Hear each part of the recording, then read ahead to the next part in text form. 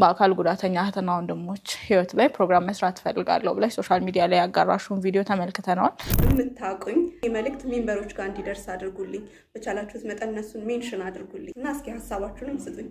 ቪዲዮውን ተመልክታችሁታል። ከሳምንት በፊት እህታችን ፈቲያ ይሄንን መልእክቴን ይሄንን ሐሳቤን ለሜምበር ቲቪ እና ለቤተሰቦቹ አድርሱልኝ ብላ ወደ እናንተ መታ ነበር። እናንተም እንግዲህ እኛ ሜንሽን በማድረግ የድርጅቱን ገጾች እንዲሁ ደግሞ ድርጅት ውስጥ ያሉ ስታፎችንና ቤተሰቦችን በመጥራት አግዛችኋታል። ይህ ሐሳብ እኛ ጋር ደርሷል ማለት ነው። ታዲያ ዛሬኛ በመወዳ መዝናኛችን ይህ ሐሳቧ ይህ ፕሮግራሟ መሬት ላይ ሲወርድ መልክ ሲይዝ ምን ይመስላል የሚለውን ልናየው ወደ ስቱዲዮ ጋብዘናታል። ቆይታ እያደረገች ነው። እኛም ጎራ ብለን ቆይታዋን እንቀላቀላለን። ፕሮግራሟ ምን ይመስላል፣ ይህ ፕሮግራም ቢጀመር የእውነት ደግሞ ህብረተሰቡ ላይ የሚጨምረው ነገር አለ ወይ የሚለውንም ሐሳብ ከእናንተ እንጠብቃለን። አብረን ጎራ እንበልና ቆይታችንን እንቀጥላለን። አብራችሁን ቆዩ። እንደዚህ አይነት ፕሮግራም ሳዘጋጅ ይሄ መጀመሪያ ነውና አንተ እንደ ፕሮግራም ይሄን እንዴት ታየዋለህ? አንተም የመጀመሪያ እንግዳይ ነህ፣ እንዴት ታየዋለህ?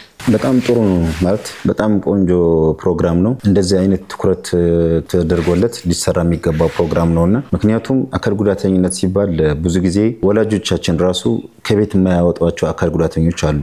እንደ ሌላ ነገር አድርገው ቤት ደብቀው እንትን የሚሉና ብዙ ነው። ማንም ማለት ብዙ ከቤት ያልወጡ አካል ጉዳተኞች ስላሉ እነሱ ብዙ ነገር ይማሩበታል። ራሳቸውን ማድረግ እንደሚችሉ ሁሉንም ነገር መስራት እንደሚችሉ ያስተምራልና ቀጥይበት። በጣም ጥሩ ፕሮግራም ነው። መሰግናለሁ። ሰላም አለይኩም። ወአለይኩም ሰላም። እንዴት ናችሁ? ሰላም። ዛሬ ዙፋኔን አስረክብያለሁ። ለኔ ሰጥተሽኛል። እንዴት ነበር ቆይታ? አልሐምዱሊላህ ጥሩ ነው። ተመልካቾችም እንዴት ነበር የሚለውን ከእናንተ መልስ እንፈልጋለን ወይም መልስ እንጠብቃለን።